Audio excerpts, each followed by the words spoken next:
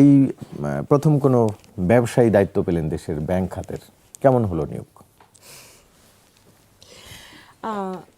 আপনাকে ধন্যবাদ, আমার সহ আলোচক এবং আজকে আমাদের যারা দেখছেন সবাইকে সালাম এবং শুভেচ্ছা জানিয়ে শুরু করছি।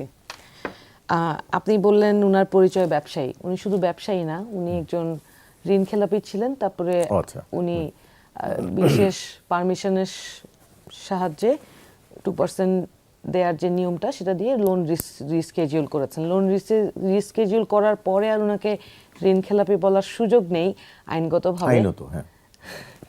হ্যাঁ, আইনগতভাবে ঋণ খেলাপি বলার সুযোগ নেই। কিন্তু আমার কাছে যেই জিনিসটা দুঃখ লাগছে, আমার মনে হচ্ছে আমি যে জনাব প্রধানমন্ত্রীকে বলি যে আমাকেও কিছু কোটি কোটি টাকা লোন দেন, আমিও একটু ডিফল্ট করি, তাহলে হয়তো আপনার পছন্দের মানুষের তালিকায় উঠতে পারবো। কারণ আমি দেখছি যে উনি যখন নমিনেশন দিয়েছিলেন তখনও সিংহভাগ লোক, প্রায় 40-45 জন মানুষ ঋণ খেলাপি ছিলেন এবং ওনারা তখন বলেছেন যে এই ঋণ খেলাপি যারা, তারা এই দীর্ঘদিন শেখ হাসিনার আমলে ঠিকমতো ব্যবসা করতে পারে নাই, তাই তাদের ঋণের পরিমাণ এরকম ভয়াবহ ঋণগ্রস্ত তারা।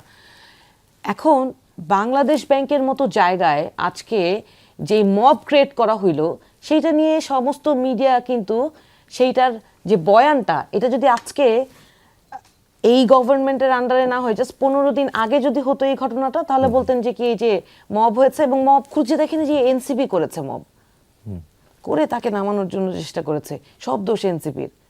কিন্তু এই ঘটনাটা একই ঘটনা আজকে হলো, এটা কিন্তু কেউ মব বলছে না, বলছে বিরোধিতার মুখে।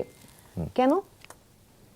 এটা কি আইনগতভাবে উনাকে যে অপদস্থ করে আজকে উনাকে অফিস থেকে বের করে দেওয়া হলো, যিনি প্রাক্তন গভর্নর ছিলেন, এটা কি ঠিক হয়েছে? এটা করতে পারে? ওখানে যারা কর্মরত আছেন তাদের বিরুদ্ধে কি আইনগত ব্যবস্থা নিয়েছে সরকার? সেটা আমার প্রশ্ন। আমার দ্বিতীয় কষ্টের জায়গাটা হচ্ছে যে যদি এটা উনাদের পার্ট অফ দ্য প্ল্যানই হয়, যেটা দৃশ্যত মনেই হচ্ছে যে ধরেন একজনকে এইভাবে নামিয়ে দিলাম আর আরেকজনকে যাকে বসালাম, তার যোগ্যতা নিয়ে তো আমার অনেক প্রশ্ন আছে এবং এটা খুবই খুবই একটা কোয়েশ্চেনেবল অ্যাপয়েন্টমেন্ট হয়েছে, যার ব্যাংকিং সেক্টরে কোনো দক্ষতা নাই, যার ব্যাংকিং সেক্টরে কোনো নলেজ আছে কিনা আমি জানি না, ঋণ নেওয়াটাই যে নলেজ হইতে পারে, এইটা আমার জন্য একটা নতুন নলেজ।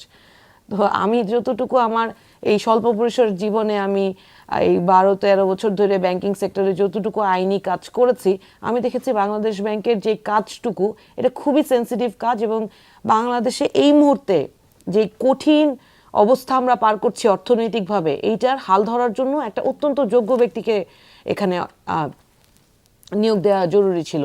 কিন্তু এই নিয়োগটা বাংলাদেশের মানুষের জন্য কোনো শুভ বার্তা বয়ে আনবে না।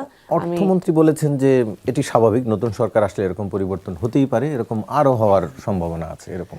আচ্ছা, ধরেন নতুন সরকার আসলে তো সব জায়গায় দলীয় নিয়োগ হবে, এটা আমরা ধরেই নিলাম, কথার কথা, এটা আমরা এক্সপেক্টও করেছি। কিন্তু সকালবেলা তো দেখলাম যে কি চুপ্পু সাহেব কদিন আগে দেখলাম জনাব তারেক রহমানের অনেক অনেক ভালো ভালো কথা বলছে ওনার ব্যাপারে, যে চুপ্পু সাহেব কদিন আগেই বলেছেন যে জনাব তারেক রহমানের ব্যাপারে এবং শহীদ রাষ্ট্রপতি জিয়াউর রহমানের ব্যাপারে অনেক খারাপ কথা বলেছেন এবং সেই কথাগুলো কিন্তু সোশ্যাল মিডিয়াতেই ভাসছে। বলেনি ভাই, বলেন তো? কিন্তু সেই চুপ্পু সাহেব আজকে ওনাদের সাথে যেই, হতে পারে এটা রাষ্ট্রীয় প্রোটোকল অনুযায়ী উনি সেই প্রোগ্রামে উনি যেভাবে গিয়েছেন, এটা রাষ্ট্রীয় প্রোটোকল অনুযায়ী হতে পারে, কিন্তু আমি সাধারণ মানুষ হিসেবে যদি আমাকে জিজ্ঞেস করেন, আমার কষ্ট হচ্ছে যে ওনার কিন্তু আজকে বিচারের আওতায় থাকার কথা। এই চুপ্পু সাহেবের কিন্তু আমরা অপসারণ চেয়েছিলাম, কিন্তু বিএনপির ভেটো দেওয়ার কারণে এবং বিএনপির পরামর্শেই আমরা ওনাদেরকে ওই অবস্থান থেকে সরাতে পারি না। আজকে বিএনপি যদি ওনারা তো সব জায়গায় দলীয় নিয়োগ দিবে, তাহলে রাষ্ট্রপতি নিয়োগটাও নিজের দলীয় যোগ্য লোককে দিক, আমার আপত্তি নাই তাতে, আমি সত্যিই বলছি, আমি অকপটে বলছি। কিন্তু চুপ্পুর হাত ধরে জনাব তারেক রহমান ঘুরবে, এই দৃশ্য দেখা যায় না ভাই।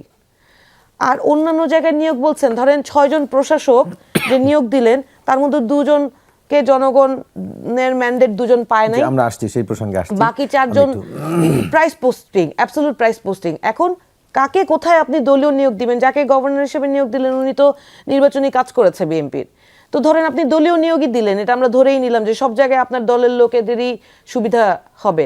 সেই জায়গায় আবার ফ্যামিলি কার্ড নিয়ে কথা বললে আপনারা বলবেন না আমরা এগুলো বলছি কেন, এগুলো ভালো কথা বলছি না, আমরা খারাপভাবে সরকারকে অসহযোগিতামূলক আচরণ করছি, আমরা সরকারের ভালো কাজকে প্রশ্নবিদ্ধ করছি, আমরা প্রথমেই সরকারের বিরুদ্ধে কথা বলছি। কিন্তু বাস্তবতা তো এইটাই যে সব জায়গায় এইভাবে দলীয়করণ হচ্ছে এবং রাজনৈতিক দুর্বৃত্তায়নের কারণগুলো এইটাই। আপনি এই জায়গায় দলীয় ফ্যামিলি লোকই কার্ড তো বলা দিতেন হচ্ছে যে দলের লোকজন সেখানে ইনক্লুড থাকবে না, সেখানে শুধু প্রশাসনের লোকজন না তালিকা না করবে। এটা তো এটাই ভেরি ভেরি ইভিডেন্ট যে এভরি সিঙ্গেল কর্নারে আপনি এইটাই দেখতে খুঁজে দেখেন দলীয় লোকই নিয়োগ হচ্ছে। এটা ধরেন স্বাভাবিকভাবে ওনারা আমাদের মেনে নিতে বলছেন, আমরা ধরেন মেনেই নিলাম। শেখ হাসিনা সরকারের সময় আমরা 17 বছরের জুলুম মেনে নিয়েছি না, সহ্য করেছি না।